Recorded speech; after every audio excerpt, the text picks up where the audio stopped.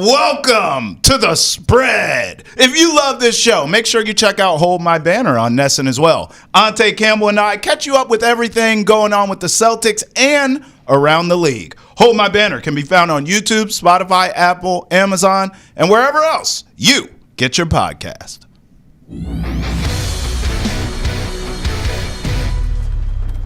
Yeah! I can't. First and foremost, welcome into the spread. We're starting off. I know T was excited about this. I'm excited about it. Nesson Sports Betting Podcast, Travis Thomas, our sports betting analyst, Keagan Stiefel, Renaissance man. I do a little bit of everything. Everything. We were getting prepped for this show, and they played that beat to drop us in. Yeah. I had no idea it went that crazy. Mike and Ricky have been sitting on the best intro that Nesson has to offer, and they never told anybody about it. So yeah, they kept it to themselves is what they did, Keegan. Of course they did. It's a very Mike and Ricky thing to do, but obviously we are not Mike and Ricky, like I said. Travis Thomas, Keagan Stiefel. We're going to get into a little bit of sports betting stuff today, talk about the Red Sox. March Madness is coming up, some NFL free agency, so I'm excited to get into it with you, Trav. No doubt. Me too, man. Any chance I get to work with you in all seriousness is always fun. I think you and I have great chemistry, and we party. Anytime I know I'm with you on whatever the project is, I already know trouble will follow. So let's get to gambling, baby. Yeah, we always talk about it with George. When George is gone, we get to have our fun. So we right. get to have our fun today. I wanted to ask you before we started, because you started here sports betting analyst, right? You did the sports betting show every day. Yep. And now that your role has changed, are you still betting as much as you were? Like, how involved are you with betting right now? Oh, man, I've been a bettor for, I don't even know how many years now, Keegs. Probably 15, 20 years. I was betting on games before it was legal. I'll tell you a quick story because I know we have a ton to get to, and I don't want our producer, Ethan, to get mad. But I remember doing it had to be like a post-game or pre-game Ravens show early in my career on radio, okay?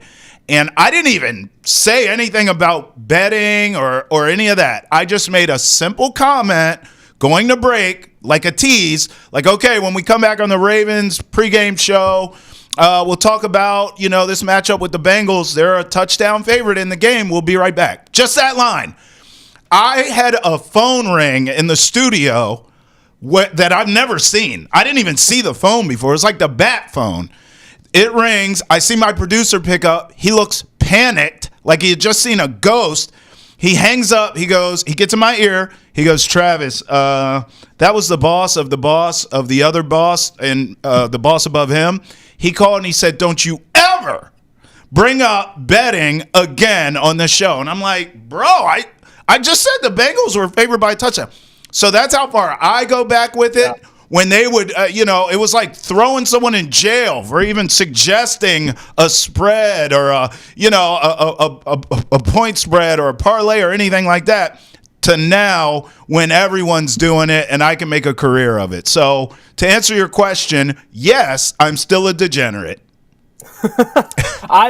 So I grew up a degenerate. I think I'm very similar in the way, but it was a little more accepted. Like Al Michaels, my entire life has been being like, at the end of a football game, when you get that onside kick return for a touchdown, he's like, oh, that hurts for some people. Yes. So it was planted a little bit in our brains. But I grew up here watching the Red Sox, also being a degenerate. So first and foremost, with Red Sox season coming up, first thing we got to talk about is how they're going to do this year and get into some betting stuff there. So what have you seen throughout spring training? Obviously, it's early. They're like halfway through right now. But what have you seen out of them so far? Yeah, I don't put a lot of stock. Look, I am a degenerate, right? But I don't bet spring training. I don't put a ton of stock into what I've seen so far.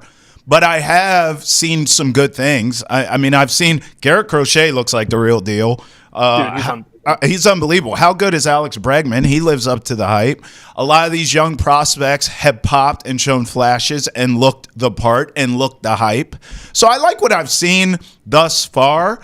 I mean, listen, we know with Garrett Cole being out with the Yankees, the AL East is wide open. And so, yeah, I'm all for betting on this Red Sox team. I think there are several ways you can do it, Keegs. Obviously, you can go the win total route. Okay, so this team at 86.5 in terms of wins, I would go over that. And the reason why, I'm looking right now at last season's wild card standings, the final ones. We know the Sox were a 500 team at 81, right? 81 and 81. To get into the wild card last season, the Orioles had 91 wins. The Royals had 86 wins. The Tigers had 86 wins. The Mariners, it should be noted, who was right there till the end, Keegs, they had 85 wins. So that tells you in the American League, that's what it's going to take, around that 86, 87 number to get you into the postseason. Now, that's if you didn't want to play I'm betting them to win the division game. If you still believed in the Yankees for whatever reason, or maybe you think the Orioles, without a Corbin Burns, could get it done, you could still bet the Sox win total. So there are several ways to bet this team. That's one way that I know I'm going to attack, Keegs, is the over on 86.5 wins.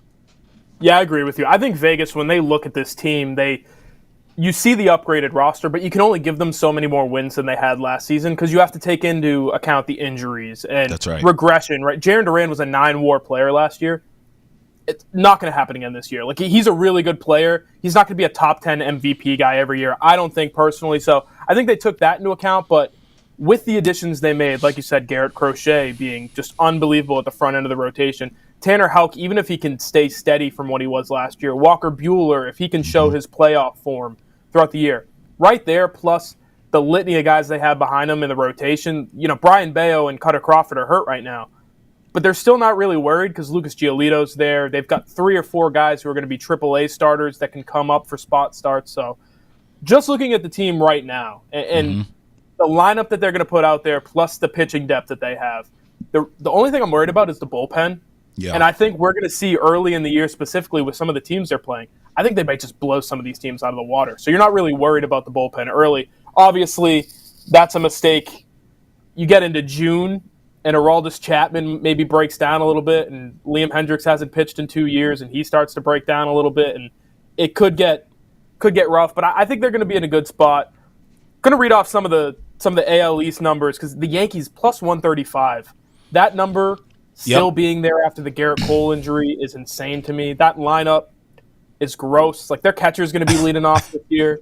I understand Aaron Judge is there, but it is nowhere near what it was last year.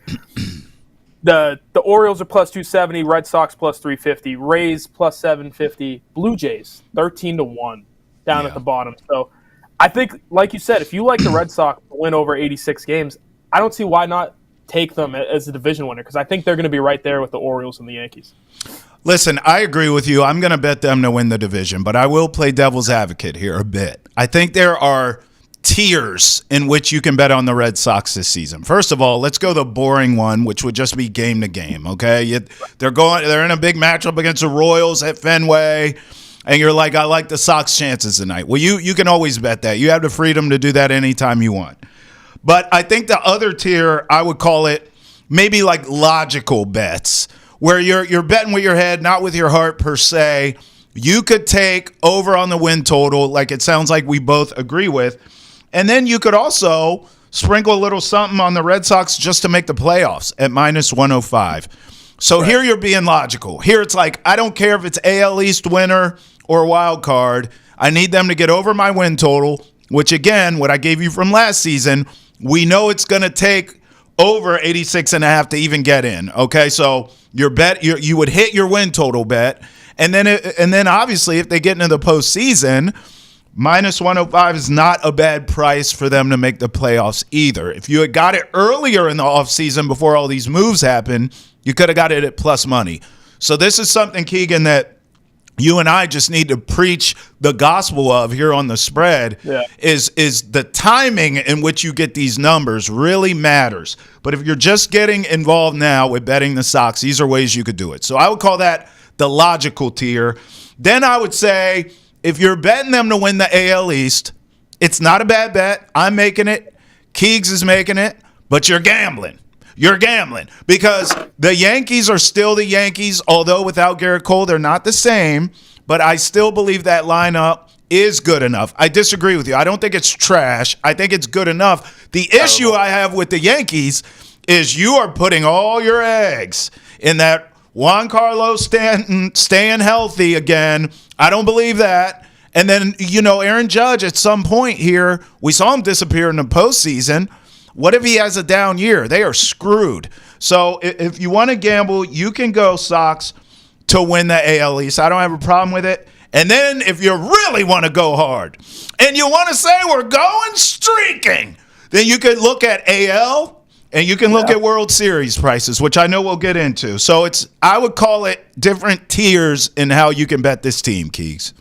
If you're enjoying the show, be sure to check out Nesson's daily sports podcast, Boston is Entered the Chat. We talk about all of the trending sports news in Boston and all around the country. You can catch the show on Amazon, Apple, Spotify, Twitch, YouTube, and wherever else you get your podcasts. Yeah, American League 9-1, right? I don't know if I love that at that price. I don't like. I want a better number than 9-1, and I know 9-1 is a lot of money. But right above them, New York plus 330.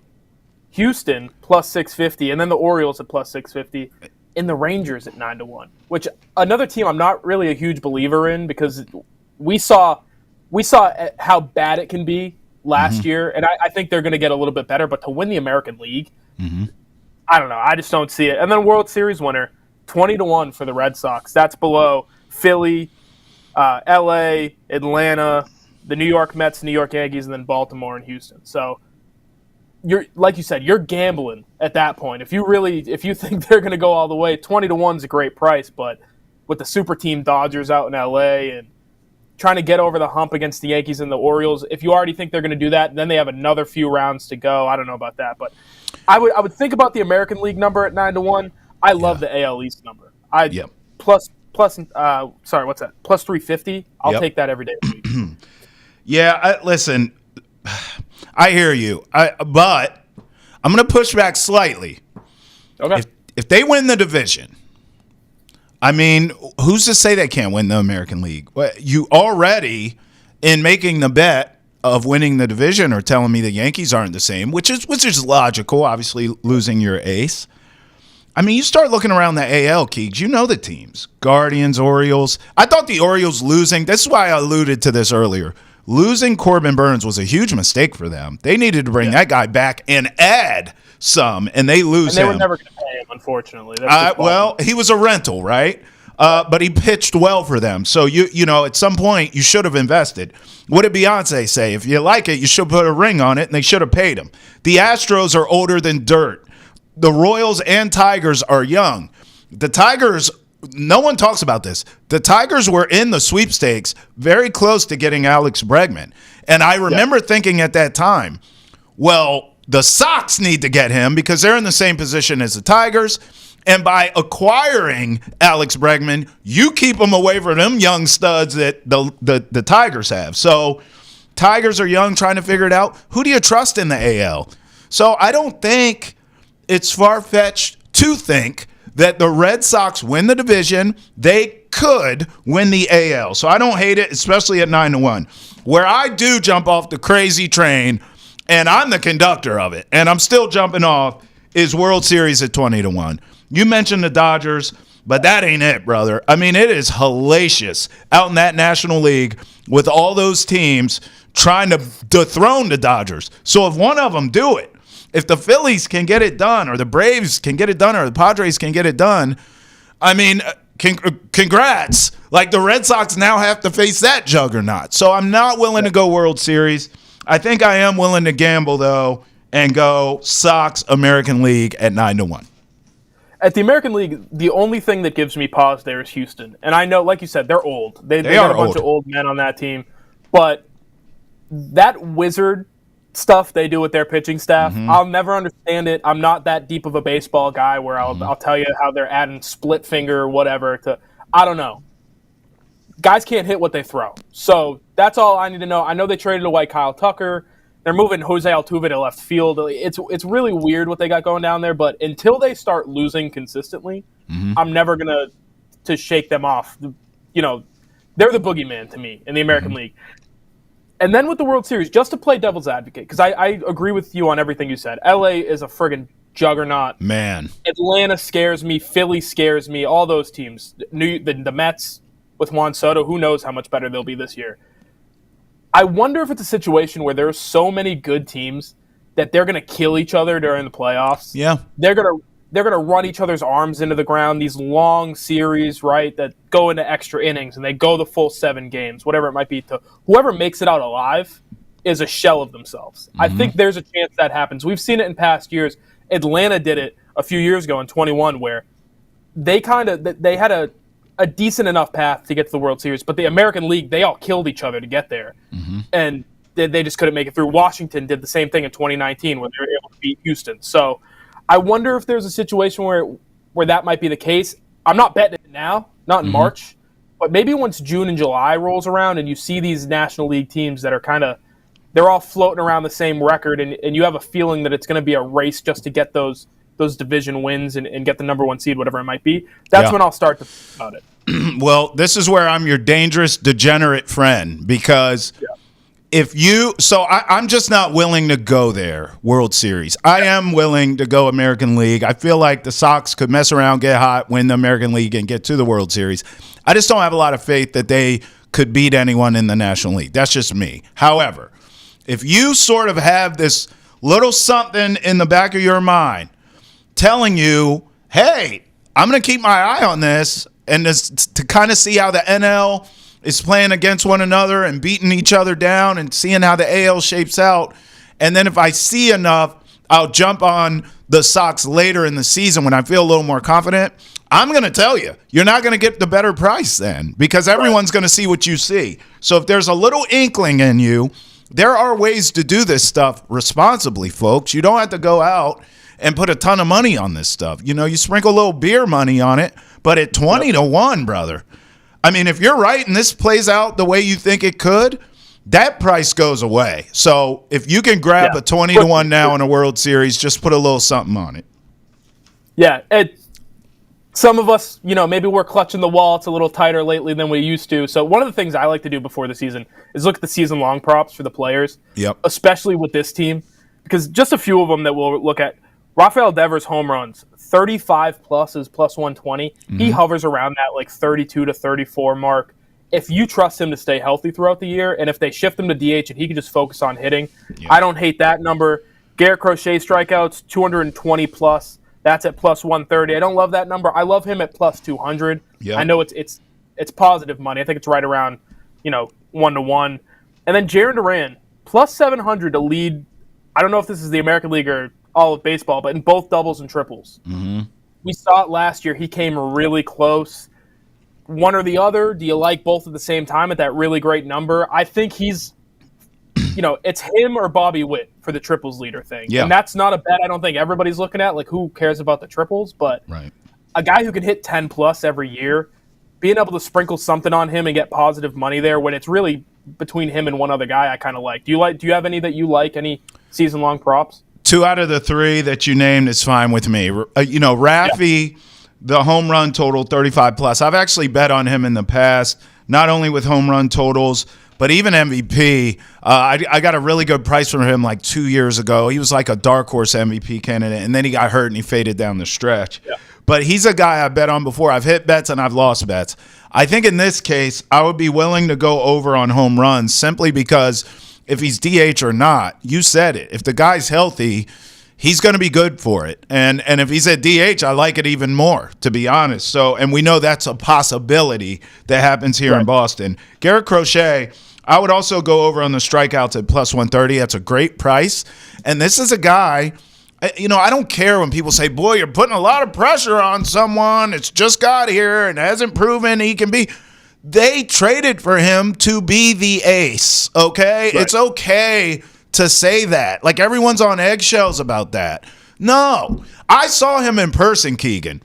I was at Fenway for FanFest, and TC was interviewing Garrett Crochet, and he walked right by me. I said, what's up to him?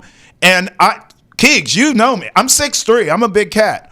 I was like looking up at him, and he's got some size on him. Dude looks like a Viking, okay? So I'm like, that looks like an ace. I've covered aces in my career.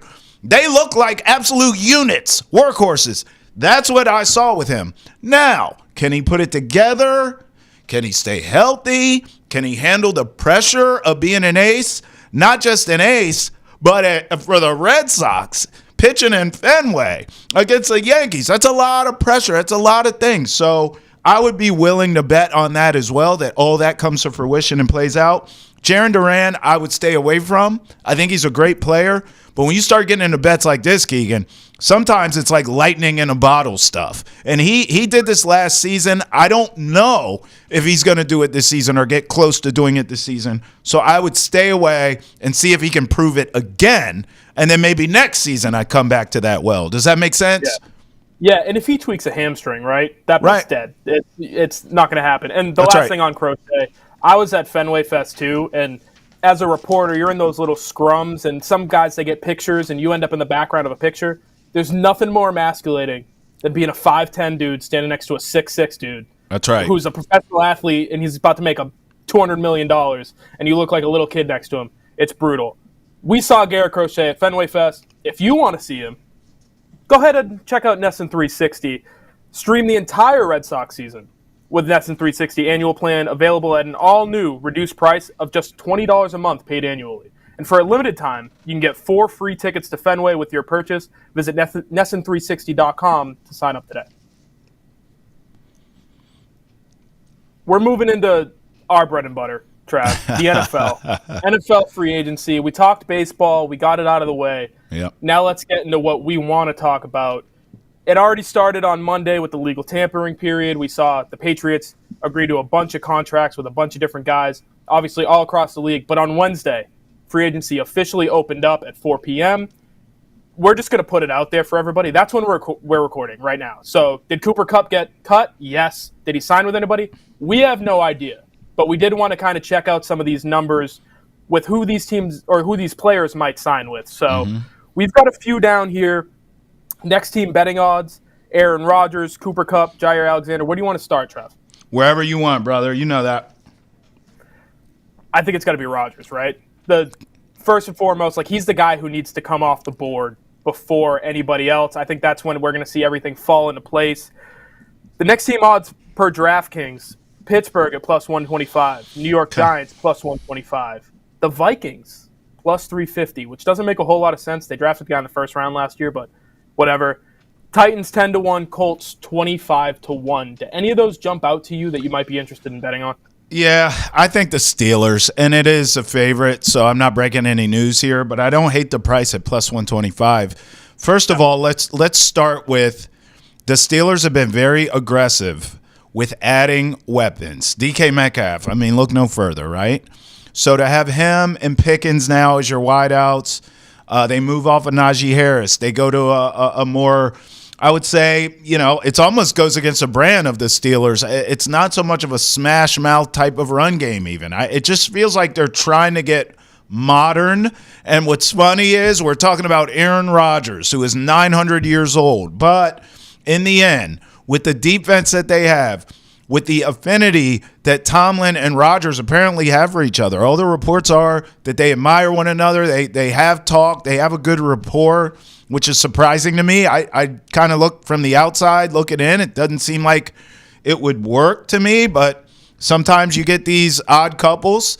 Maybe they will work. But we know there's a relationship there. We know that there's weaponry there in terms of wide receiver. If you're Aaron Rodgers, why in the hell would you go to any other of these teams that you just named? I mean, the Giants have Malik Neighbors. What else? A horrible offensive line. A horrible team. Like, they stink. Their GM should have been fired 3 years ago. Brian Dable I like, but I don't know. I don't think any of those coaches or GMs are long for this world with the Giants. I think they're all waiting to be fired. And Rodgers just got out of a toxic situation with the Jets. Not that he's innocent, but I'm just saying. I think Pittsburgh is a little more stable, and it just makes a lot of sense. That team's closer to being ready to win right now, and he's got to do it to not mess up his legacy at the end of his career, because that's exactly what he's doing right now, Keegs. Yeah, it felt like that DK Metcalf trade was a, hey, look what we have for you.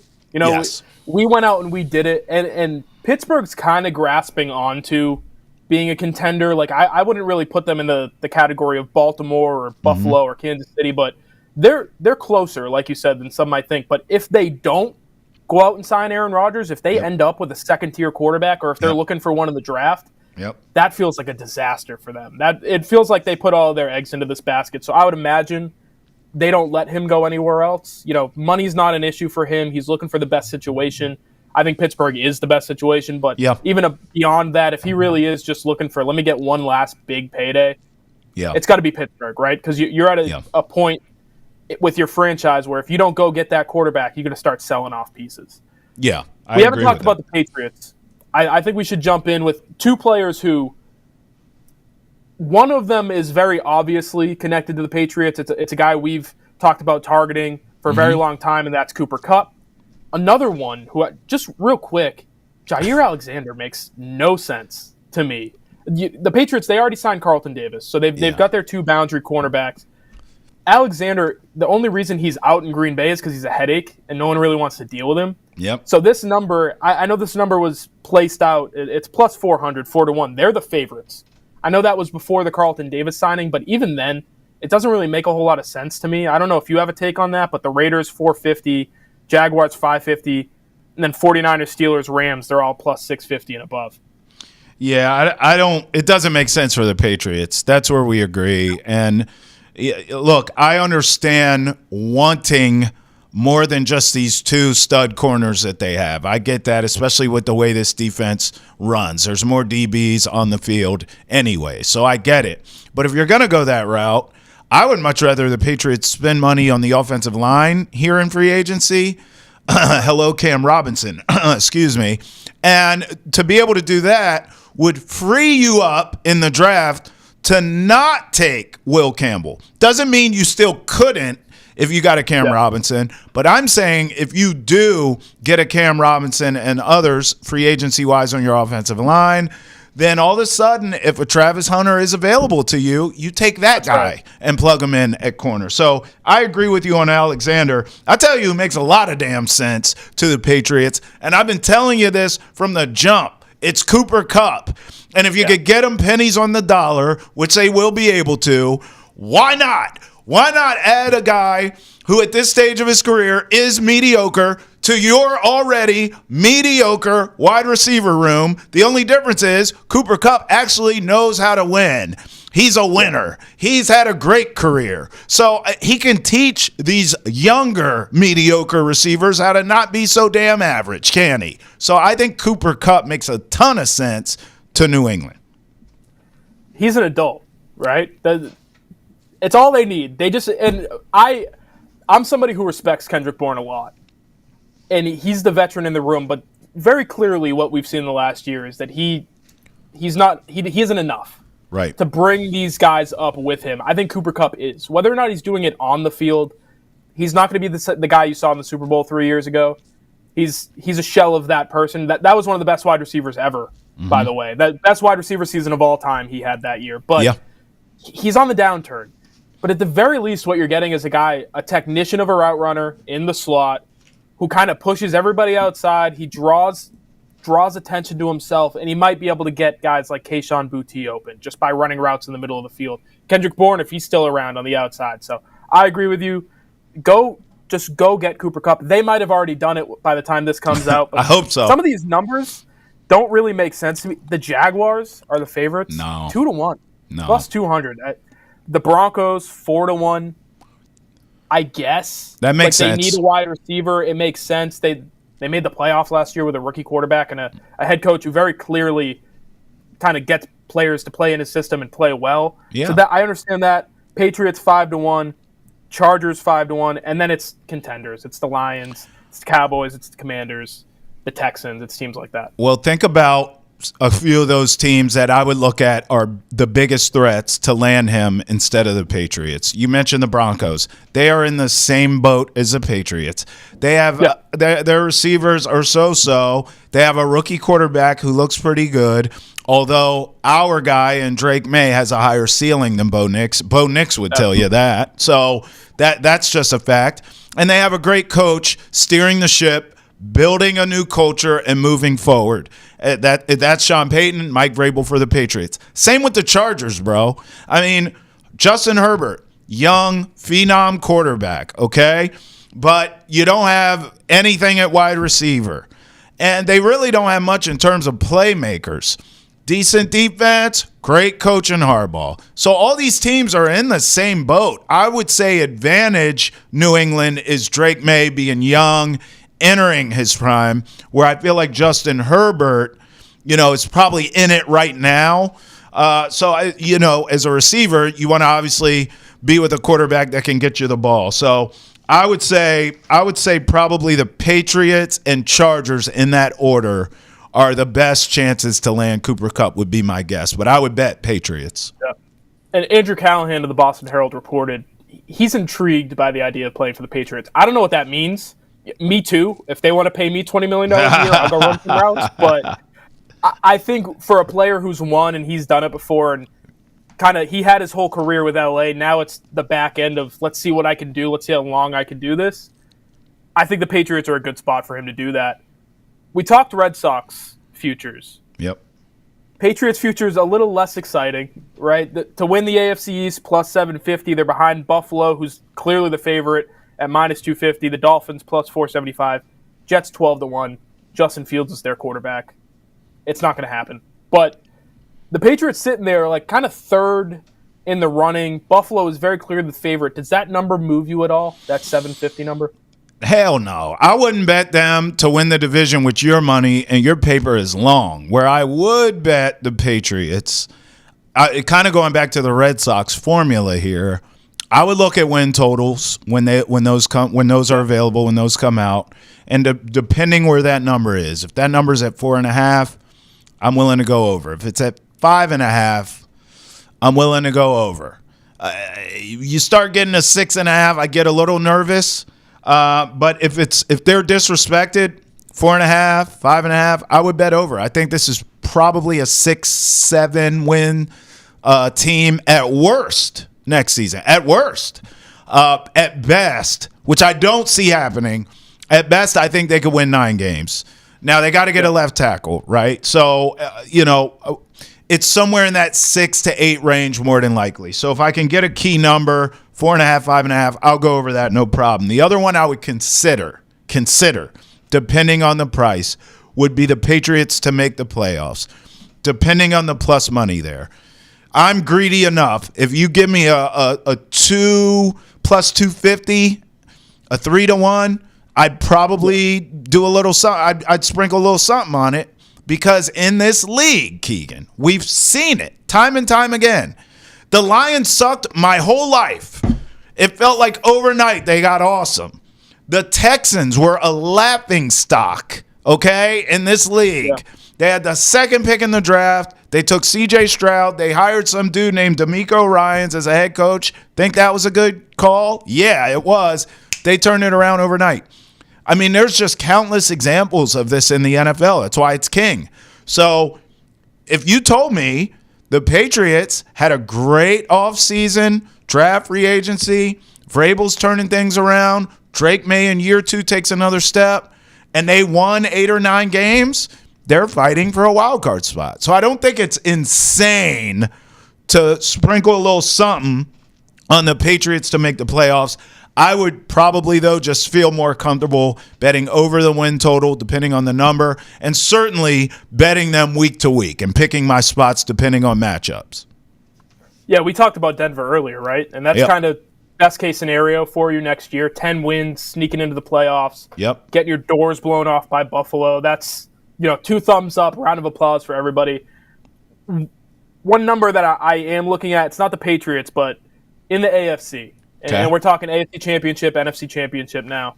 The Chargers at 11-1 to win the AFC. And I know you mentioned the Justin Herbert and Jim Harbaugh. They don't have anybody to throw to. It's a good team, not a great team. Yeah. I don't know. Maybe I'm just a Ladd McConkey guy, but I think him taking another step, if they're able to get somebody else in that room that's able to help out that offense. And the offensive line is great. The running backs, I think they're going to be good with Najee Harris next year. I like LA. And then the Ravens, Chiefs, Bills, they're all plus 350. The Bengals at 950. I don't know if they're going to have anybody playing defense, but if they can get those 2 wide receivers back, they can compete with anybody. And then the NFC, defending champs, Eagles at 3-1, Lions plus 425, 49ers 7-1, Commanders 9-1, Packers, Rams, so on and so forth. Do you have any teams that stick out to you there? Because really for me, it was just LA. Well, yeah, in the AFC, look, I'm just running out of guys I believe in. Like all these teams, Bills, Josh Allen, seen you lose to Mahomes too many times. No thanks. Lamar and the Ravens, yeah, you're a regular season team. Sorry. And I'm from there. But, like, fight me then because I've just seen you guys be paper champions. Other than that, that's all you are. The Bengals, you said it. They can't get out of their own way as a franchise, although I have seen Joe Burrow beat Mahomes, but I think his franchise is holding him back. I don't hate your Chargers bet. And listen, you're going to think I'm nuts. What else is new? I am. I don't think the Texans at 16-1 is the worst bet I've ever seen. And you say, well, Mahomes just beat C.J. Stroud in the playoffs. Yeah, did you watch the game? Mahomes and the refs. I mean, they were a couple calls away. We're having a whole different conversation today, okay? Yeah. So the Texans could have won that game, and everyone who watched it knows it. So I don't think the Texans or the Chargers is the worst thing. I'm ready for new blood in the AFC. As far as the NFC, it's likely the Eagles. I don't trust Dan Campbell as far as I can throw him with the Lions. The Niners are finito. Commanders and Rams is probably where I would consider. I love what the Commanders are doing in terms of building that team around Jaden Daniels, who is the truth. And then the Rams, obviously, bringing back Stafford. They're retooling. Devontae Adams, they're going for it. At 10-1, that's not a bad price at all. The 49ers at 7-1. Our producer, Ethan, pointed this out to me while we were on the phone earlier. That's just that's seeing if people are paying attention. Yeah, have you seen done. how bad this offseason was for them? They're cutting everybody, they're trading everybody, they're losing everybody.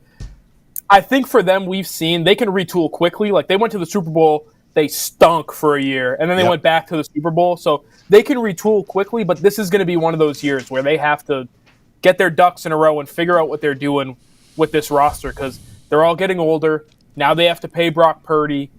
They're trading off their best offensive players. Who knows where Brandon Ayuk's going to be playing next year? It seems like they've settled where they're going to be able to keep him and kind of hope he returns to form next year. But I got no idea what's going on with that roster. This is what's going on. This is the championship window. You watching? Yep. Closed. Done. Grand opening, grand closing. It's over. You knocked on the championship door for how many years? You didn't get it done. Now you're going to pay a puny, weak-armed quarterback who can't even play, well in cold weather and inclement weather, which, going on the road in the NFC, where do you go? I mean, you go to Philly, you go to D.C., you go to all these places where, guess what it is? Cold and windy. They are done, bro. It's just a matter of time before Shanahan, Lynch, and the rest of them are fired. It's going to be a race once they fire Kyle Shanahan to see who can hire him. He's going to be that guy. Like we see it every few years where guy gets fired and he's immediately hired somewhere else. Or maybe there's a trade. John Gruden, I think, was the last head coach to get traded. Yeah. But I think we're coming up on the point where somebody's going to be sneaking around and sniffing around and seeing if they can trade for him. No doubt. That's going to be interesting to look out for. The rest of these teams that, like we mentioned, Washington, I don't know. I like what they're doing, but I think we saw the peak of Jaden Daniels already. I don't know. Can he get better? Maybe he can. And who am I to say he can't? But to expect that in his second season is a lot. And then the Rams. Devontae Adams do anything for you, Trav? Well, he's a healthier Cooper Kupp at this stage, right? Like Cooper Kupp would get banged up, but that's Puka's the guy, right? I think it's the same. Right. I think it's going to be Puka's the target, but Devontae Adams just stays healthy. So whatever he's got in the tank, you're going to get from him. Cooper Kupp was in and out of the lineup too much. Right. Yeah, so we'll see on that. He wanted to play on the West Coast. We'll see if he plays well. But overall, I think you and I are in the same boat where we're confident about one or two teams total, and that's about it. Not a great year to be betting on the NFL, I would say. If you're enjoying the show, you can catch new episodes of Foxborough Rush every Monday, Wednesday, and Friday. You can hear from NFL draft experts like ESPN's Matt Miller and NFL.com's Eric Edholm, and all about the latest news surrounding the Patriots as we work throughout the offseason. You can catch the show on Amazon, Apple, Spotify, Twitch, YouTube, and wherever else you get your podcasts. Trav, Yes, Lord. What time is it? March Madness time, baby. That's right, baby. Woo! I don't know if you've been able to notice. I've been doing a little one of these every few minutes. I got the 2 TVs set up in the basement, not to brag. I don't want to brag on anybody.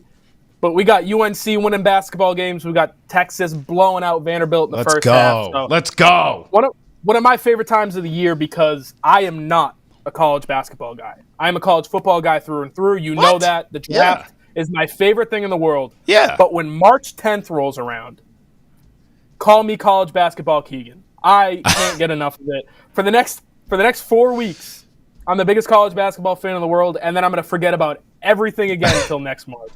Are you the same way? Because Hell no. I don't know anybody who actually likes college basketball. I love college basketball. What I don't do, though, I don't bet it much, really, if any, during football season. Like during the regular season of college basketball, I'll watch games, and I'm doing a lot of intel. I'm scouting for times like this. But I don't bet it much. I'll bet futures sometimes, like on who's going to win the championship before the season starts. But I don't watch a ton of regular season college basketball until the NFL playoffs roll around. Then I'm able to kind of breathe and I can start tapping in. So once this time of year comes around, conference tourneys and all that, I'm ready to rock and roll. So I guess in that sense I'm the opposite of you.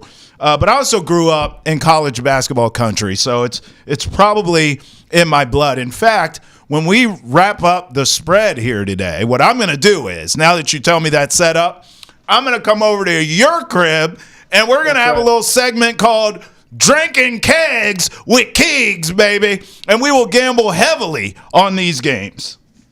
It's a solid setup. I don't want to brag or anything, but like I said, double TV style. We got Fubo on one for free, thankfully. We got the cable box, which is going to be going pretty soon. I don't know how long everybody's going to be affording cable, but Damon Stoudemire's on my TV right now. I can't get enough of it. I watch these games, though. Like I said, this is intel for me. I don't bet on conference championships, but I watch them. Yep. I see what teams are hot, what teams are not.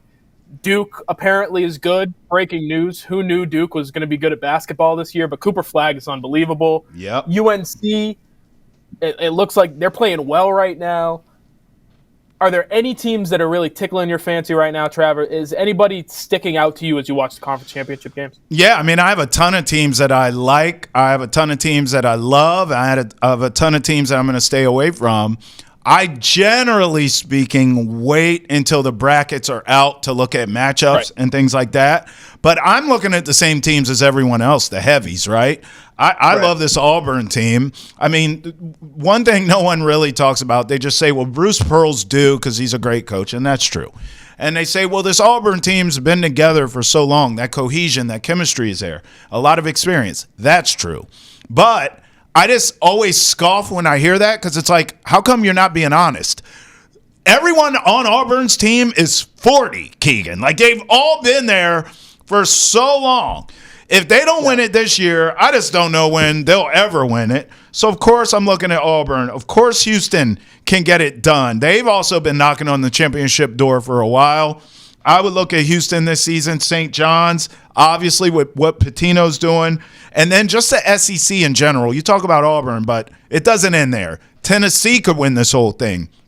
Even though they have a history of choking, talent-wise, they're good enough. Florida, you want to talk about complete teams. They're one of the most complete teams in the country. And just playing in the SEC nightly, all those teams are battle-tested, Keeg, so they're going to be tough in this tournament. As far as dark horses, I don't really get into like what you and George get into when it comes to NFL draft talk, where you guys are telling me about some kid at North Dakota Tech State online. Like, bro, what? I look at teams that I've actually heard of. Wisconsin plays real defense. Maryland, inside. They start inside, but they have an inside-out game. Texas Tech is another complete team in this country.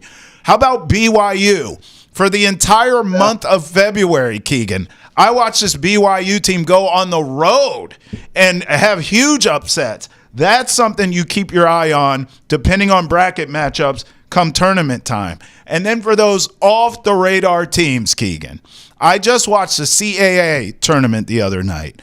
UNC Wilmington UNC Wilmington's a real team. Now, are they going to go and win the Natty? Hell no. But they could go on a run. They beat some really tough teams in College of Charleston, in Delaware. Gritty games, Keegs. I watched them grind these games out, and I said, that's a team right there that could make it to a Sweet 16 or something. So there are different ways to bet this.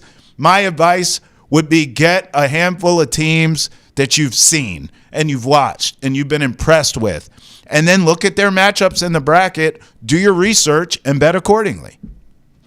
All right, so I'm glad you said that, because the one team I've been watching all year, you never mentioned. And if it's a team you didn't mention, can you guess who I'm talking about? It's a team I've been watching all year. They were a favorite coming into the year. I have a future for them to hit the Final Four. Can you guess who I'm talking about just off these little facts here? Kansas, and I hope you didn't bet a lot of money because it ain't going to happen. Alabama to make the Final Four. And they're a team who, over the last few years, like Alabama's a football school, right? Yep. But over the last couple of years, they've just been consistently the best team in the SEC, where they might not show up every night and look like the best team in the SEC, but throughout the year, when it comes down to the last few games of the year, they're top three, right? And they're in the same spot this year. I don't love the number now. I loved it at the beginning of the year. I got them at 16-1 to make the Final Four. I thought that was a great bet. I didn't know how good the SEC was going to be. I knew they were going to be good because they usually are. But they're plus 220 to make the Final Four. And while I like that because it's much lower than it was originally when I put the number in, the fact that Auburn's there, and Houston and Florida, they're going to be in a bracket with one of those teams. Yep. And I don't love the idea of them making it out. Can you talk me off the ledge for Alabama a little bit? No, it's not a terrible bet. Listen, Keegs, I've made really bad bets in my time, my friend. So much so that I know what bad bets look like.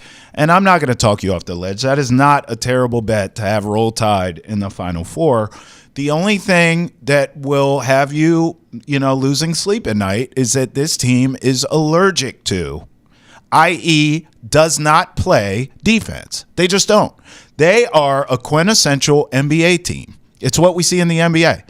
This team runs up and down. They score on you. They shoot threes. They dunk in your face. They yell at you and point at you and laugh at you after they dunk in your face. And then on the other side, getting back on defense, they go, ole! And they become bullfighters. And you just run right on by them. So, look, again, wait for the brackets. You better hope like hell that they don't have any rock fights or a team that can really strap down and play defense and can bloody your nose, because they may be in trouble. But that doesn't necessarily always happen. They could be on the side of a bracket where they have a bunch of offensive juggernauts. They'll come out of that. So it's not a bad bet. Hang on to it. I hate Duke. Just saying Duke makes me want to puke. However, Keegs, this Duke team could win the whole shebang-a-bang. I can't even believe I'm saying it out my mouth, but I have to be honest. What Cooper Flagg is doing, both on the offensive and the defensive side, that team's bought in. They're always talented. Duke's always talented.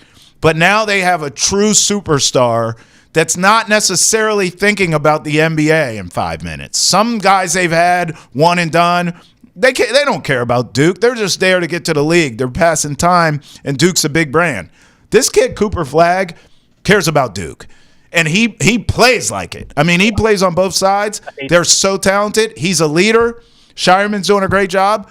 Duke could get this whole thing done. That's another team if you want to kind of hedge there with your Alabama bet. I'll wait till the bracket comes out because I'm going to be looking at another team. I'll throw a little bit on another team in the same side of the bracket and see. Just start rooting for two teams. Feel like that's a decent way of going about it, but I don't love that you didn't talk me off the ledge, because it was a good bet coming into the year. I knew it was a good bet. Now it's looking like we've gotten this far, and I don't like that we've gotten this far. I would have rather they had monumental things happen to the team and they would have just exploded and I wouldn't have to worry about it, because now we're going to the tournament and I'm going to have a little bit in the back of my brain like, maybe they'll pull through. Maybe they'll pull through for me, and I don't know if it's going to happen. It's a tremendous team. Don't go into it thinking that way. What you need to avoid teams like Iowa State, right? Like just teams that are really good and actually play real defense. Houston could be a real problem for an Alabama. Like when you start getting around Sweet 16, Elite 8, you're not playing these cupcake teams anymore, right? You're playing real heavies. And that's what I'm telling you. Stylistically, Alabama will have trouble with teams like that. But it doesn't necessarily mean they'll play teams like that. UCLA, another one. Mick Cronin's crew. Defensive is all hell. You worry about the offense. But listen, against a team like Bama, they're going to come in and say, we're going to stop this high-flying offense, and we're going to get you into deep waters. We're going to get you in the 11th, 12th round of this heavyweight fight and see how you play. Then you could be in trouble. But that's not necessarily the case based on the bracket, Keegs. That's a key. Don't love it. I got to go make some hedges. I got to hedge my bet. For Travis Thomas, I've been Keagan Stiefel. Appreciate you coming to watch out the spread.